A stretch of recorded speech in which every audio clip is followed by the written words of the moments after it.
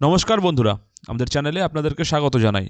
যারা চ্যানেলটিকে প্রথমবার দেখছেন এবং চ্যানেলের বিভিন্ন কন্টেন্টে কমেন্ট করতে চান, তারা অবশ্যই চ্যানেলটি সাবস্ক্রাইব করে নেবেন এবং বেল আইকনটি দাবিয়ে দেবেন, যাতে চ্যানেলে দেওয়া সকল ভিডিওর প্রথম নোটিফিকেশন আপনাদের কাছে পৌঁছে যায়।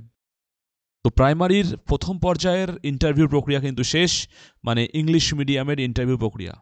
তো ফেব্রুয়ারির মধ্যে শেষ করতে হবে প্রাইমারির শিক্ষক নিয়োগের ডকুমেন্ট ভেরিফিকেশন এবং ইন্টারভিউ প্রক্রিয়া। সেজন্যই কিন্তু অত্যাধুনিক কক্ষ, state of the art cubicle গড়ে তুলেছে প্রাথমিক শিক্ষা পর্ষদ। কর্তৃপক্ষের দাবি, নিয়োগ ক্ষেত্রে স্বচ্ছতার পাশাপাশি দ্রুততার লক্ষ্যেই কিন্তু এই আধুনিকীকরণ। জানা গিয়েছে, এই বিশেষ কক্ষ সম্পূর্ণভাবে হবে শব্দবিরোধী। গোটা ঘর জুড়ে রয়েছে বেশ কিছু অত্যাধুনিক ক্যামেরা। তথ্য যাচাই ও ইন্টারভিউয়ের সম্পূর্ণ ভিডিও রেকর্ডিং করা হবে এই ক্যামেরার মাধ্যমে। টোটাল 20টি কিউবিক্যাল থাকবে। প্রত্যেকটি কিউবিক্যালে বসতে পারবেন 3 জন করে বিশেষজ্ঞ। প্রত্যেকের কাছে থাকবে পৃথক পৃথক laptop. Document verification, interview, class demonstration প্রত্যেকের জন্য নম্বর দেওয়া হবে কিন্তু অনলাইনে।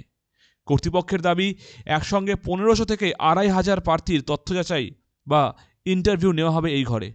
এ প্রসঙ্গে প্রাথমিক শিক্ষা পর্ষদের সভাপতি গৌতম পাল বাবু বলেন, নিয়োগ প্রক্রিয়া দ্রুত ও স্বচ্ছতার সাথে সম্পূর্ণ করার জন্য এ ধরনের ঘর তৈরি করা হচ্ছে। ফেব্রুয়ারি মাসের মধ্যেই চলতি নিয়োগ প্রক্রিয়া সম্পন্ন করা হবে।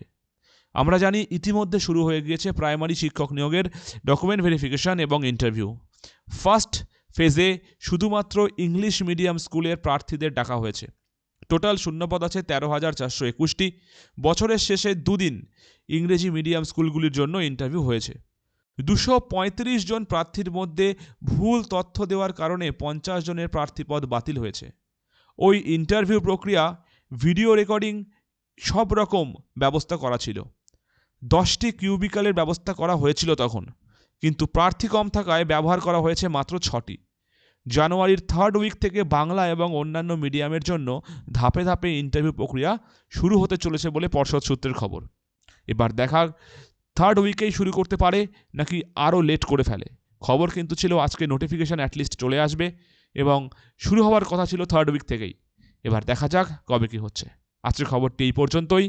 ধন্যবাদ।